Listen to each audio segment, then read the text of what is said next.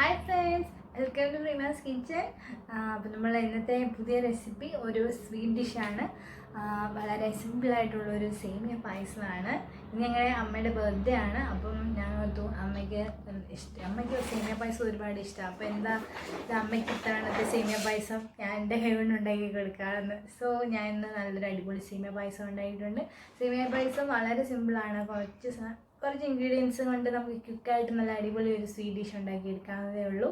So നിങ്ങൾ എന്തായാലും ഞാൻ നമ്മുടെ സേമിയ പായസം റെസിപ്പി ഉണ്ടാക്കുന്നതിന് ക്ഷണിക്കുകയാണ്. നിങ്ങൾ എന്തായാലും ഇത് ട്രൈ ചെയ്യുക. അതുപോലെ ഞാൻ എൻ്റെ പ്രിപ്പറേഷൻസൊക്കെ ഇഷ്ടമായിട്ടുണ്ടെങ്കിൽ നിങ്ങൾ കമൻറ്റ്സ് അയക്കാൻ മറക്കരുത്. So please watch my channel. Thank you for സബ്സ്ക്രൈബേഴ്സിനൊക്കെ ഒരുപാട് താങ്ക്സ് ഉണ്ട്. കമൻറ്റ്സൊക്കെ ഞങ്ങൾ വായിക്കുന്നുണ്ട്. അപ്പം സേമിയ പായസം ഉണ്ടാക്കുന്നത് എങ്ങനെയാണ് നോക്കാം. ഫ്രണ്ട്സ്, അപ്പം ഇന്ന് നമ്മളൊരു സ്പെഷ്യലാണ് ഉണ്ടാക്കാൻ പോകുന്നത്. ഇന്ന് ഞങ്ങളുടെ അമ്മയുടെ ബർത്ത്ഡേ ആണ്. അപ്പോൾ അമ്മയ്ക്ക് ഏറ്റവും ഇഷ്ടമുള്ള ഒരു സേമിയ പായസമാണ് നമ്മളിന്ന് ഉണ്ടാക്കാൻ പോകുന്നത്. വളരെ എളുപ്പമാണ് സേമിയ പായസം. അപ്പോൾ ഇന്നത്തെ ഈ വീഡിയോ ഞങ്ങൾ അമ്മയ്ക്ക് വേണ്ടി ഡെഡിക്കേറ്റ് ചെയ്യുകയാണ്. അപ്പോൾ അതിന് വേണ്ടി ഞാനിവിടെ എടുത്തിട്ടുണ്ട് സേമിയ. ഞാൻ ചെറിയ പീസസ് ആക്കി ഒടിച്ചെടുത്തിട്ടുണ്ട്. പിന്നെ നമ്മൾ അണ്ടിപ്പരിപ്പുണ്ട്, മുന്തിരിങ്ങ എടുത്തിട്ടുണ്ട്.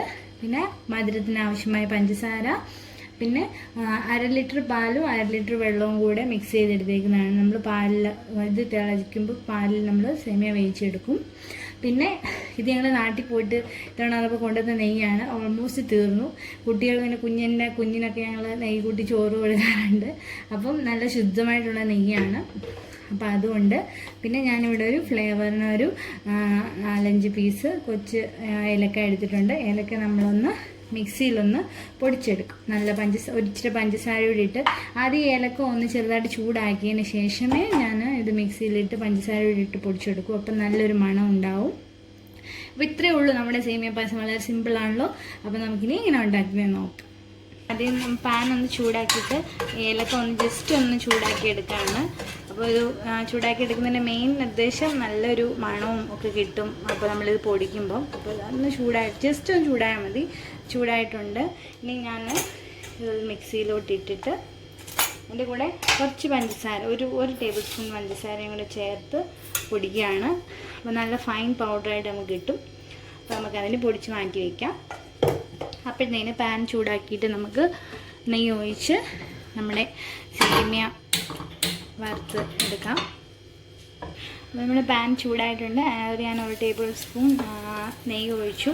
ഇനി നമ്മൾ ഈ മുറിച്ച് വെച്ചിരിക്കുന്ന സേമിയ കൂടി ഇട്ട് നന്നായിട്ട് വറുത്തെടുക്കാം. സേമിയ ഇട്ടു ഞാൻ നന്നായിട്ട് ഈ നെയ്യിൽ നന്നായിട്ട് വറുത്തെടുക്കണം. ഒരു ഗോൾഡൻ ബ്രൗൺ കളറാവുന്നത് വരെ നമ്മൾ വറുത്തെടുക്കണം. നന്നായിട്ട് ഇളക്കി കൊടുക്കുക. തീ ഒരുപാട് കൂട്ടി വെക്കരുത്. സേമിയ പെട്ടെന്ന് മൂത്ത് കരിഞ്ഞു പോവും.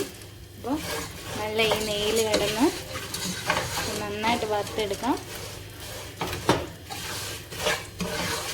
സേമിയ പായസം വളരെ സിമ്പിളാണ്, പക്ഷേ നല്ല ടേസ്റ്റ് അല്ലേ, നല്ല രുചിയാണ് സേമിയ പായസം. ഓക്കെ,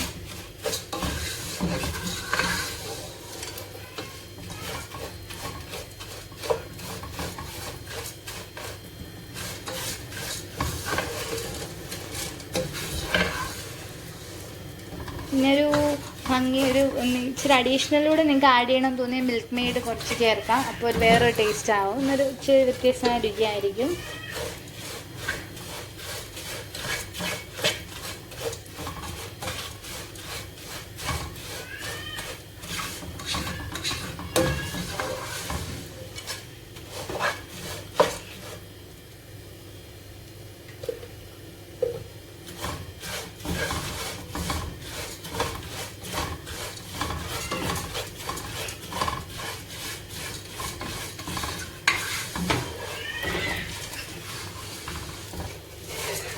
നമ്മുടെ സേമിയ ഇവിടെ റെഡി ആയിക്കൊണ്ടിരിക്കുന്നു. ഇപ്പോൾ ഒരു ഗോൾഡൻ ബ്രൗൺ കളറിലോട്ടായിട്ടുണ്ട്. നന്നായിട്ട് ഇളക്കി കൊടുക്കണം.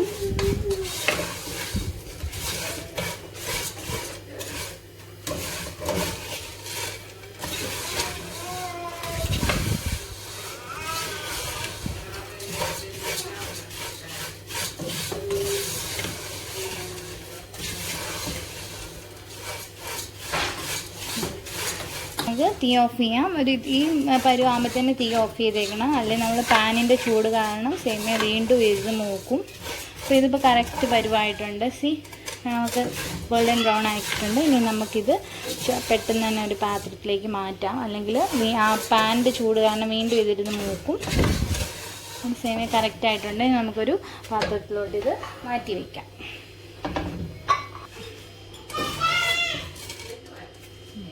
ഇനി നമുക്ക് ആ പാനിലോട്ട് തന്നെ ഞാൻ എടുത്ത് വെച്ചിരിക്കുന്ന 1 ലിറ്റർ പാലൊഴിക്കാം. ഇത് 1/2 ലിറ്റർ വെള്ളവും 1 ലിറ്റർ പാലൂടെ മിക്സ് ചെയ്തതാണ്.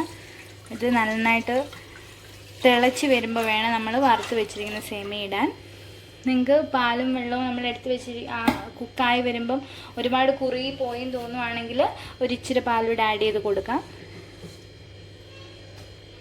നമുക്കിനി ഇത് ഹൈ ഫ്ലെയിമിൽ വെച്ച് നന്നായിട്ടൊന്ന് തിളച്ച് ഒന്ന് ചൂടായി ഒന്ന് ചെറിയ തിള വരുമ്പോഴത്തേന് നമുക്ക് സേമിയ ഇട്ട് കൊടുക്കാം.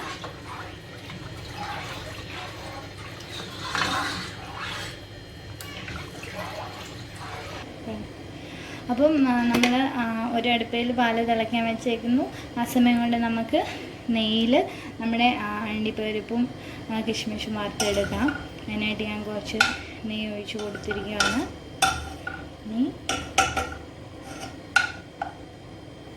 അതോടെ നമ്മൾ എടുത്ത് വെച്ചിരിക്കുന്ന കശുവണ്ടി ഇട്ട് വറുത്തെടുക്കാം.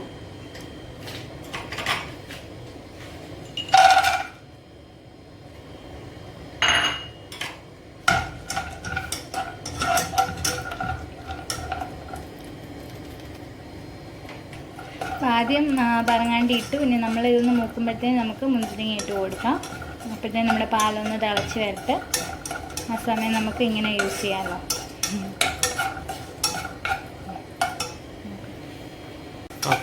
നമ്മുടെ പറങ്ങാണ്ടി മൂത്ത് വരുന്നുണ്ട്. ഇനി നമുക്ക് അതിനകത്തോട്ട് മുന്തിരിങ്ങ എടുത്ത് വെച്ചിരിക്കുന്ന മുന്തിരിങ്ങ ഇട്ട് കൊടുക്കാം.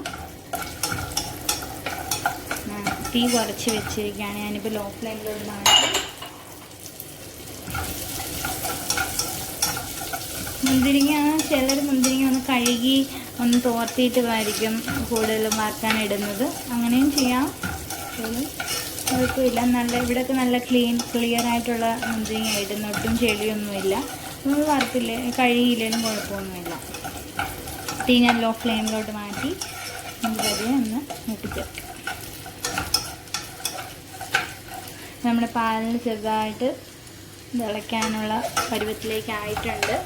നമുക്ക് നമ്മുടെ പായസത്തിന് ആവശ്യത്തിനുള്ള മധുരത്തിനുള്ള പഞ്ചസാര ഞാൻ ഇട്ട് കൊടുക്കുകയാണ്. ഞാൻ ഇവിടെ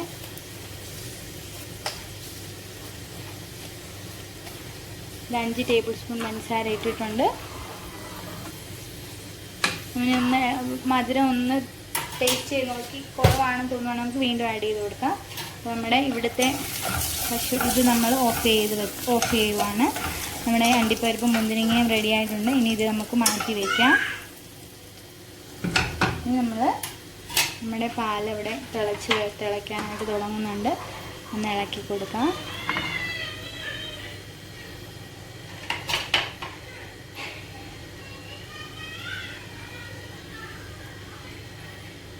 ചെറിയ തിള വരുന്നുണ്ട്. നമുക്ക് നമ്മളെടുത്ത് വറുത്ത് വെച്ചിരിക്കുന്ന സേമിയ കൂടി ഇട്ട് കൊടുക്കാം.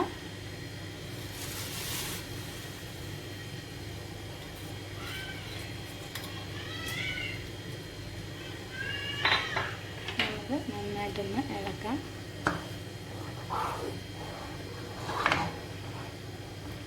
പിന്നെ നമുക്ക് നന്നായിട്ടൊന്ന് ഇളക്കി കൊടുക്കണം. നമ്മൾ പഞ്ചസാര ഇട്ടു, അതിൻ്റെ കൂടെ സേമിയ ഇട്ടു. ഇനി നന്നായിട്ട് ഒരു മീഡിയം ഫ്ലെയിമിൽ, ഹൈ ഫ്ലെയിം വേണ്ട, ഒരു മീഡിയം ഫ്ലെയിമിൽ വെച്ചിട്ട് നമ്മളത് ഇളക്കി കൊടുക്കാം. കശുവണ്ടിയും അണ്ടിപ്പരിപ്പും നിങ്ങൾ വറുത്ത പാത്രത്തിൽ നിന്ന് തന്നെ മാറ്റി വെക്കണമെന്നില്ല. പാത്രം നല്ല ചൂടാണെങ്കിൽ മാറ്റി വയ്ക്കാം, ഇല്ലെങ്കിൽ അതിനകത്ത് തന്നെ ഇടാം. നമ്മൾ ലാസ്റ്റ് പായസം റെഡി ആയി കഴിഞ്ഞാൽ നമുക്ക് മുകളിൽ വിതറി കൊടുക്കാം. അപ്പോൾ നമ്മൾ മാറ്റി വെച്ചേക്കാണ്. പായസം നന്നായിട്ട് തിളയ്ക്കുന്നുണ്ട്. സേമിയ പായസത്തിൻ്റെ പ്രത്യേകത പറഞ്ഞാൽ വളരെ എളുപ്പമാണ്. അത് നല്ല ടേസ്റ്റിയാണ്. ചൂടോടും അതുപോലെ ഫ്രിഡ്ജിൽ വെച്ച് തണുപ്പിച്ചും കഴിക്കാൻ നല്ല ടേസ്റ്റാണ്. വളരെ എളുപ്പത്തിൽ ഉണ്ടാക്കിയെടുക്കുകയും ചെയ്യാം. കുട്ടികൾക്കൊക്കെ 4 മണിക്ക് സേമിയ പായസം ഉണ്ടാക്കി കൊടുക്കാം. എനിക്ക് പണ്ട് 4 മണിക്ക് സ്കൂളിൽ നിന്ന് വരുമ്പോൾ അമ്മച്ചിയുടെ കൈ മണത്താൽ അറിയായിരുന്നു ഇന്നെന്താ സ്പെഷ്യൽ. അപ്പോൾ അമ്മച്ചി സേമിയ പായസമൊക്കെ ഉണ്ടാക്കിയിട്ട് വരുമ്പോൾ നല്ല കൈക്ക് മണക്കുമ്പോൾ തന്നെ നല്ലൊരു മണമാണ്. അപ്പോൾ ഇനി നമുക്കൊന്ന് നന്നായിട്ട് ഇളക്കി നല്ലതായിട്ട് വേകുന്നതിന് വരെ ഒന്ന് ഇളക്കി കൊടുക്കുക. അപ്പോൾ നമ്മൾ സേമിയ കുക്കാവുന്നതിൻ്റെ ഇടയ്ക്ക് ഞാൻ നേരത്തെ മിക്സിയിൽ പൊടിച്ചെടുത്ത ഏലക്കാപ്പൊടി കൂടി ഇട്ട് കൊടുക്കുകയാണ്. അപ്പോൾ ഒരു നല്ലൊരു മണവും ഫ്ലേവറും ഒക്കെ അതിനകത്ത് വരും.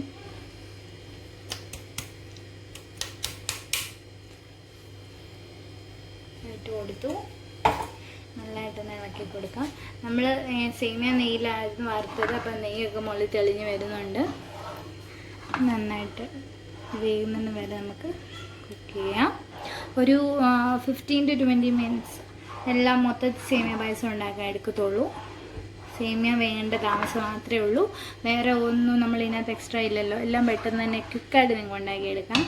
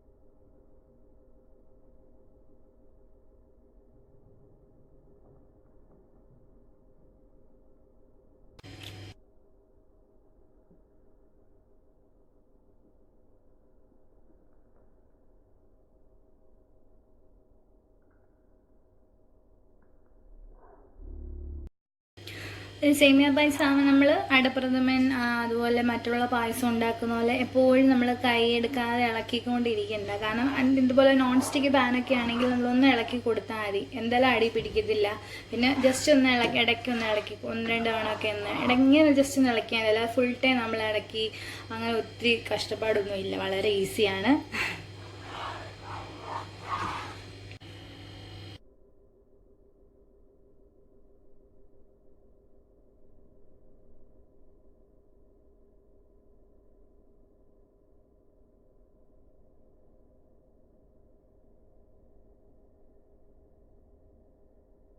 നമ്മുടെ സേമിയ പായസം റെഡി ആയിട്ടുണ്ട്. നമ്മൾ ഒഴിച്ച വെള്ളവും പാലും എല്ലാം കിടന്ന് നിന്ന് വെന്ത് നല്ല കുറുകി വന്നിട്ടുണ്ട്. ഒരുപാട് വെള്ളമൊന്നുമല്ല, നല്ല കുറുകി കറക്റ്റായിട്ട് വന്നിട്ടുണ്ട്. അതുപോലെ നെയ്യൊക്കെ തെളിഞ്ഞ് മുകളിൽ വരുന്നുണ്ട്. ഇനി നമുക്ക് തീ ഓഫ് ചെയ്യാം. ഇതിന് ശേഷം ഞാൻ ഇതിന് മുമ്പത്തെ വീഡിയോയിലും പറഞ്ഞിട്ടുണ്ട്, നമ്മൾ ഇതിന് മുമ്പ് അടപ്രഥമൻ ഇട്ട വീഡിയോയിൽ ഞാൻ പറഞ്ഞിട്ടുണ്ട്, എപ്പോഴും പായസം അതുപോലെ മധുരമൊക്കെ ഉണ്ടാക്കുമ്പോൾ ഒരു പൊടിയോളം ഉപ്പിട്ട ഒരു ടേസ്റ്റാണ്. അപ്പം ഒരു ശകലം ഉപ്പ് പൊടി ഞാൻ വിതറി കൊടുക്കുകയാണ്. തീ ഓഫ് ചെയ്തതിന് ശേഷമാണ് ഞാനിതിട്ടത്. അത് നമുക്കൊന്ന് നല്ലതായിട്ടൊന്ന് ഇളക്കാം. ശകലം ഉപ്പ്, ഒരു മധുരത്തിൻ്റെ കൂടെ ഒരു ശകലം ഉപ്പ്, അപ്പോൾ ഒരു ടേസ്റ്റാണത്. ഇട്ട് കൊടുത്തു. ഇനി നല്ലതായിട്ടൊന്ന് ഇളക്കാം.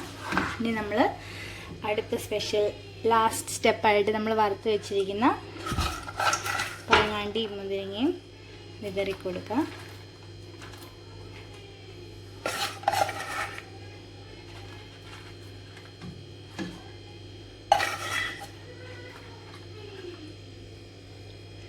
അപ്പോൾ നമ്മൾ എടുത്ത് വെച്ചിരിക്കുന്ന പഴങ്ങാണ്ടി മുന്തിരിങ്ങ ഇട്ട് കൊടുത്തു. അപ്പോൾ നമ്മുടെ ബർത്ത്ഡേ സ്പെഷ്യലായ സേമിയ പായസം റെഡി ആയിട്ടുണ്ട്. വളരെ ടേസ്റ്റിയാണ്, നല്ല ചൂടോടെ കഴിക്കാനും സൂപ്പറാണ്, നല്ല തണുപ്പിച്ചും കഴിക്കാം. അപ്പം ഇന്ന് ഞങ്ങളുടെ മമ്മിയുടെ ഹാപ്പി ബർത്ത്ഡേ ഞങ്ങളൊപ്പം വിഷ് ചെയ്തുകൊണ്ട് ഈ പായസം അമ്മയ്ക്കായിട്ട് ഡെഡിക്കേറ്റ് ചെയ്യുന്നു. അപ്പം നിങ്ങളും എന്തായാലും ട്രൈ ചെയ്ത് നോക്കുക. ഇനി നമുക്കൊരു സെർവിങ് ഡിഷിലേക്ക് മാറ്റാം.